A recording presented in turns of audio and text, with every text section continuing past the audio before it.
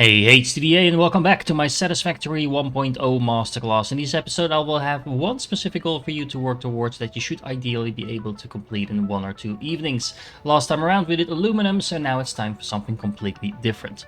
Thanks to having aluminum unlocked, you can now just start unlocking everything else in tier 7 because we have everything we need for that. Now that will also give you access to the hover pack along with some extra inventory slots, which is super useful.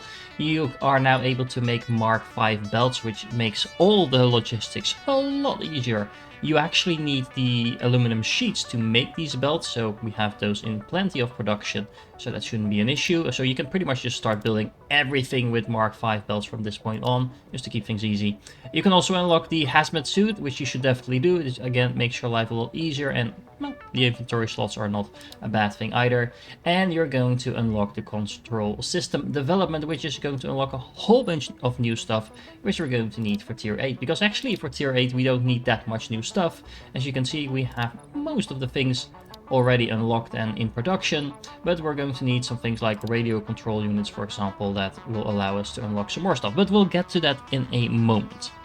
And when I say in a moment, I actually mean in the next episode, sorry about that, because we're going to need to fix our power first. As you can see, we are at a max consumption of almost 6 gigawatts, which is also more or less what we're producing.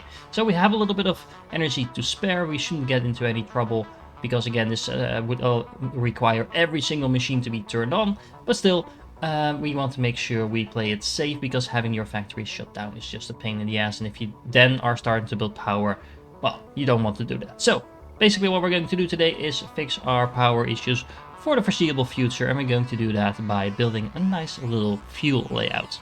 Before we do that, just a quick word on the hover pack. That's actually quite different from the jetpack that just flies you up and down for a little while. As you can see with the hover pack, you can actually fly around without almost any limitations. The only limitation that you have is that you need to keep in the range of your own power grid. If you fly away from your factory outside of the range of power, well, basically you'll fall to the ground and it won't do anything. So keep that in mind. That also means that building alongside things like these power lines is super useful, because you can just place them down wherever, and you can actually explore the entire map like this just by building some power lines and flying across like that. And as you can see, as I'm flying around now, these power towers are still supplying me with power. So even though that you might every now and then fall down, as long as the power tower gets built in time, you should be just fine. It also makes it almost trivial to fly up cliffs and things like that, so if you haven't done a lot of exploring yet, you might want to do that with the hover pack. So remember this little fuel slash plastic slash rubber setup that we did a couple of episodes ago? You can actually upgrade that with what we're going to do in this particular episode. However, I am not going to do that because I actually want a lot more plastic production as well. And I might as well just do that rather than trying to fiddle around with an already existing factory, just because we can make it a little bit more efficient. However, I did want to point out that you can actually apply this to your existing factory as well. It's actually not too much work depending on how you do it, but we'll get to that in a moment as well.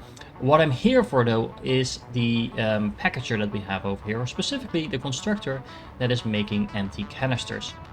Because what I'm going to do is just put a simple splitter in here and then put a dimensional depot, because I want to start gathering some of these canisters. Now this is completely optional, you actually don't need to do this because canisters can be made by hand pretty easily as well, but I'll have this factory to do it for me, so might as well use that. Now I'm going to be building a new factory in this awesome looking little valley up on the north coast. It's right over here. It has a ton of oil spread around, and on top of that it actually is worth visiting wherever you come across it, because there's I don't know how many slugs in here. You can see like there's a purple one, there's a blue one, there's a yellow one, there's like tons of these all over the place. There's a couple of crash sites over here as well. Look, more of everything basically. Spheres, sloops, pretty much everything you would want to go out and gather is in this valley as well. But on top of that, like I said, there's a lot of oil and a lot of space, and we're going to need that for this particular build. Now this build is not going to be too complicated, but it is again going to take quite a bit of work, because honestly there's just a lot of buildings in here that you need to set up. So you want to make sure that whatever you're building and wherever you're building it and however you're building it, make sure that you're using blueprints, because otherwise this is going to take you far longer than it needs to. So first of all, we have 16 refineries over here making plastic. All of them plastic, nothing special. And you can feed all of these 16 refineries just from a single pure node if you overclock it to 200%, because that will give you the 480 oil per minute that you need. Of course, if you don't have pure nodes where you're actually building yourself, then any equivalent of 480 oil per minute from different sources will make the same thing happen. Now, of course, keep in mind that you need to use the Mark II pipes for that, otherwise you will have to split up it, for example, in 2 sections of 8. Something else to note is that wherever you build this, I recommend leaving yourself plenty of space to build next to this, and you'll see why in a little while. Next up is a set of 6 packagers. Now these packagers are going to work just like the ones we've shown before. They're going to combine something fluid, in this case water, with an empty canister, and then they're going to be making packaged water. Now this is why you wanted to bring those canisters, or at least put them in the dimensional depot, because you can just manually feed the empty canisters in here, and since we'll be making a closed loop, those canisters will actually be recycled. So once you put them in there, they will be in that system forever.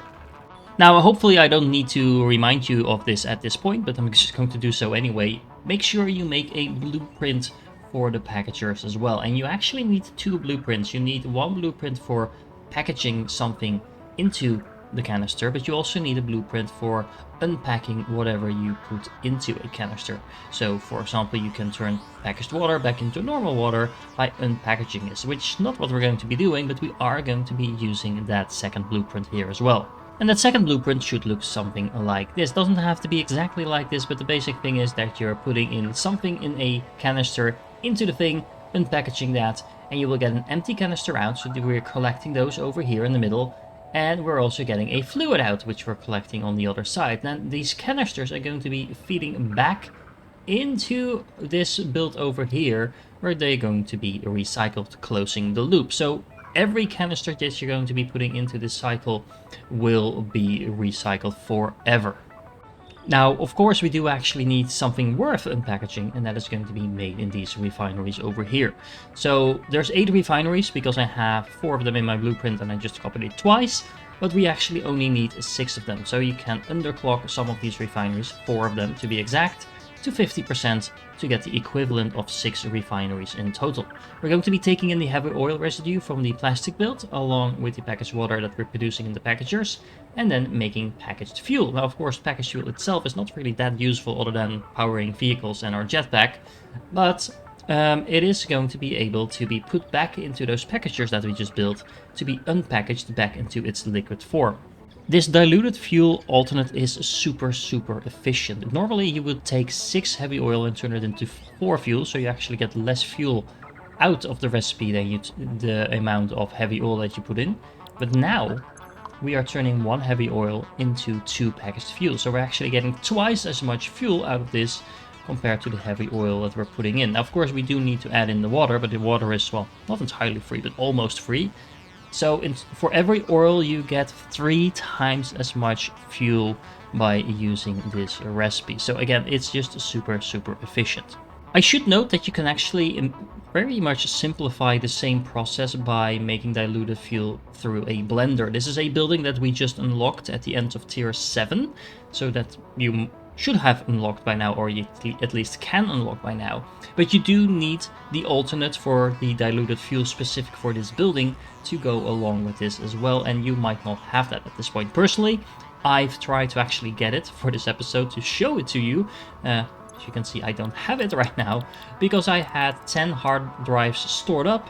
I re-rolled them, didn't get the recipe, so this is why I'm showing you the basic variant as well, because it's actually not that complicated. It's very straightforward, and potentially you could build it a lot earlier in the game as well if you would want to. But still, if you do have this available, you can just replace the packagers and the refineries for the fuel by some blenders, put in the heavy oil and the water directly, and get the fuel out directly as well. If you do go for the blender route, you're going to need 1 blender for every 5 refineries making plastic. However, there is something very nice and visually pleasing about this particular very long build with all of these refineries in a row with the packagers in the middle. Okay, so as I said before, you're going to need 480 oil per minute in order to feed this particular factory. So you can either get that from multiple sources or just by overclocking a pure node to 200%. You're also going to need exactly 3 water pumps in order to get enough water to the packagers, the water packagers to be exact, to make sure you package all the water you're going to need to dilute your fuel with. And of course, make sure you put a pump in there as well if you're building a little bit upwards like I'm doing in order to fit the pumps under here. Now, in order to get the water packagers going, like I said before, we're going to be manually feeding some canisters into the system. Now, the answer to the question, how many canisters do I actually need to feed into the system, is pretty simple. You're going to need to feed in exactly as many stacks of canisters as you have buildings using those canisters if you want to make sure everything keeps flowing. So we have 6 packagers here, we have 6 packagers over here, that's a total of 12 buildings, and then we have a total of 8 refineries. Doesn't matter that they're not working at full speed, we have 8 refineries, so we want a total of 6 plus 6 plus 8 is 20 stacks of canisters into this system. Now, the reason for this is very simple. These buildings will be collecting canisters in the building, either filled or unfilled. And because of the fact that we're using the splitters and mergers the way I'm using them over here, just in the most basic simple version, some of the buildings are going to be having a full stack of canisters waiting for them, either, like I said, either filled or unfilled. And that means that those canisters can be used elsewhere. So if you have at least 1 stack for every building to kind of claim for itself, there will of course be some stock on the belts as well, then that should mean that your factory doesn't get slowed down by the lack of canisters. You can put more in there, that's fine, but you don't want to put much less than that in here. Now keep in mind that you can easily just handcraft canisters at this point as well. If you have plastic in your void storage, it only takes like a minute or so to craft a couple of stacks, but you have the void storage anyway, so you can also just use the canisters that you put in there a few moments ago. You also want to make sure that you sink the plastic that you're producing in this build. The reason for that is that if we don't do this, everything will grind to a halt and we're not producing fuel any longer. So we need to make sure we're actually consuming the fuel, but we're also going to need to make sure we're consuming the plastic. Now, of course, later on we're actually going to be using this plastic, but for now, just make sure it disappears and you get some free points for that on top of it. The build itself, however, is pretty easy. You hook up the heavy oil to these refineries along with the packaged water. Then the packaged fuel is going to go into this unpackager, and then you're pretty much done. That's the entire build. The nice thing about this, of course, as usual, is that we have a nice little logistics floor over here that you can make advantage of. But don't worry about everything looking pretty. I'm going to take care of that in a moment. But first, build the factory, make sure it's working, you have everything in place, and then make it look pretty. And if you're wondering why everything goes up like 4 meters over here, that's just because I made a mistake and put my refineries at the wrong height, and I didn't want to have to do this entire half the build all over again. But if you want to make it look really pretty, then you should probably try to keep it all at the same level. If you build that first section once, you can actually build it 2 more times with all the oil you have available in this particular location, because we actually have 2 pure nodes as well as 2 normal nodes here, which is of course the equivalent of 3 pure nodes, so we can make the entire build 3 times. We actually have some impure nodes here as well that I'm currently not using, so you could make even more of these refineries. But just replicating this build 3 times will generate you pretty much all the plastic that you're going to ever need, and a lot of power on top of that. But you might be wondering at this moment, TDA, where's the power coming from? Well, of course, we're going to need to build some fuel generators for that as well. Now, I do want to point out that you don't actually need to build all these 3 sections at the same time if you find it boring or you just want to continue with something else, because of course 1 section is already going to be producing quite a bit of power, and you can always just come back and replicate the other 2 sections later. You are probably going to need to build more refineries making plastic and rubber later on, so you're going to need to do it at one point or another, but if you want to keep things a little bit more varied, then of course please go ahead. We're going to need a whole lot of those fuel generators in order to make use of all the fuel that we're producing over here, which is kind of the point, because that's going to be generating a huge amount of power for us as well. Now we have this nice open area over here, so let's make sure we get rid of all those nasty plants and put in some fuel generators instead.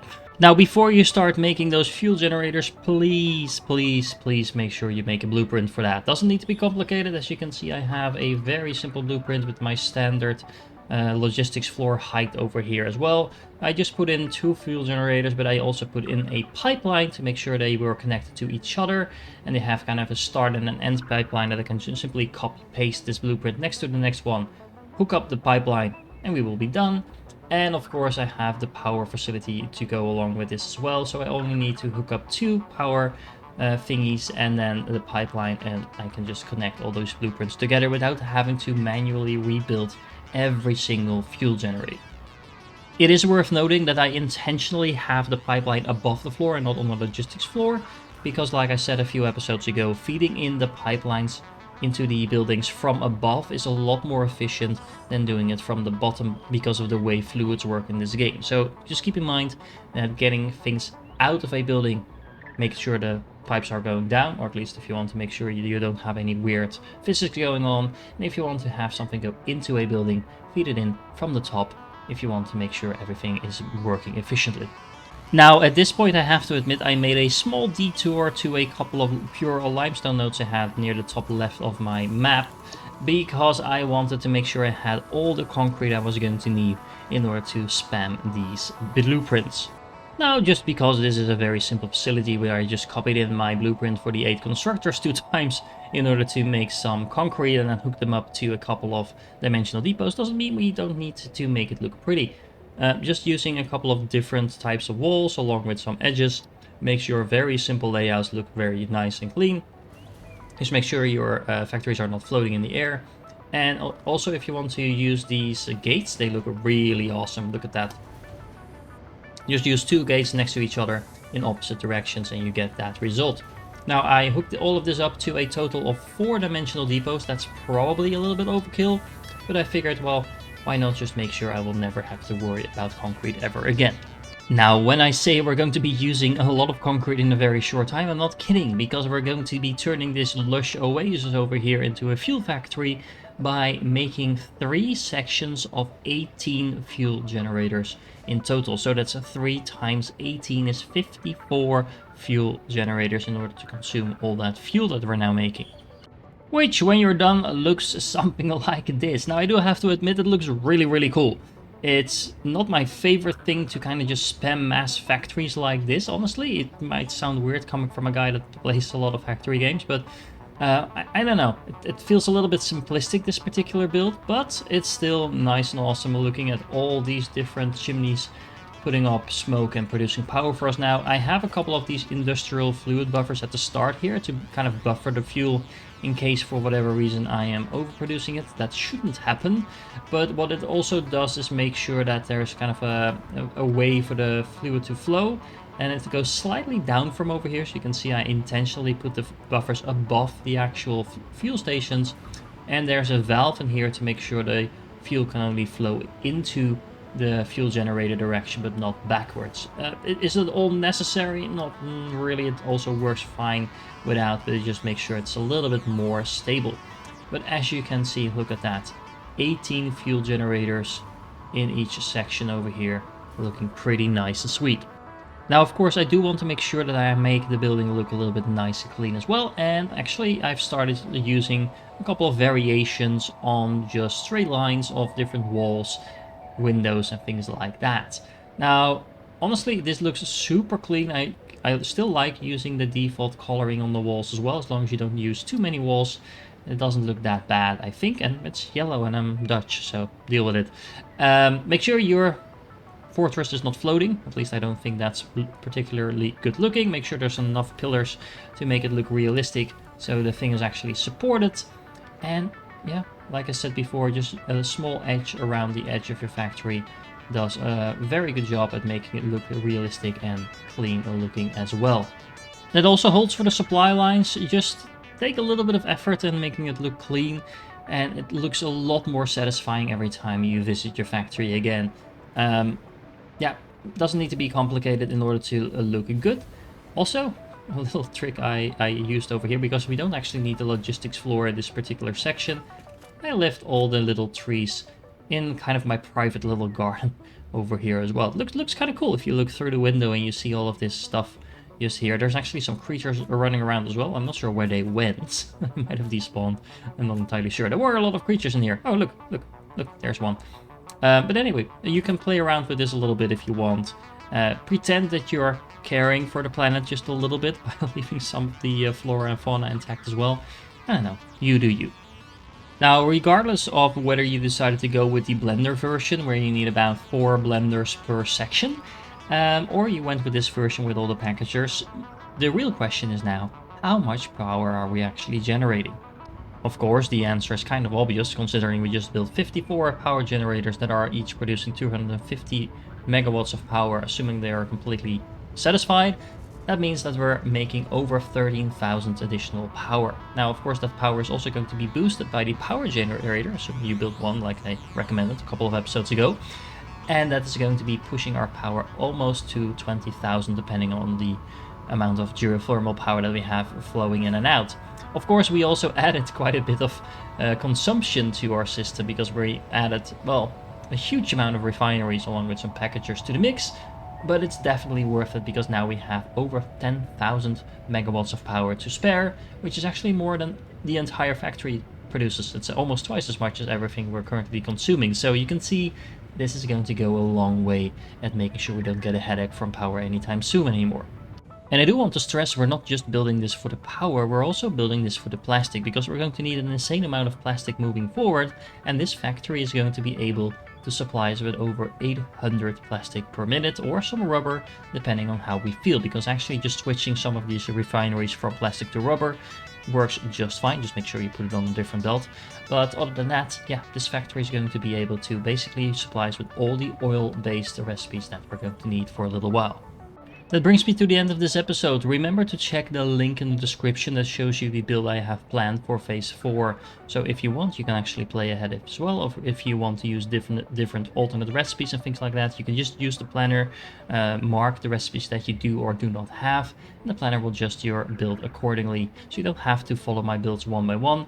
But I do think the order in which I'm going to be building the next parts of phase 4 do make a lot of sense if you want to progress through it in the easiest way possible.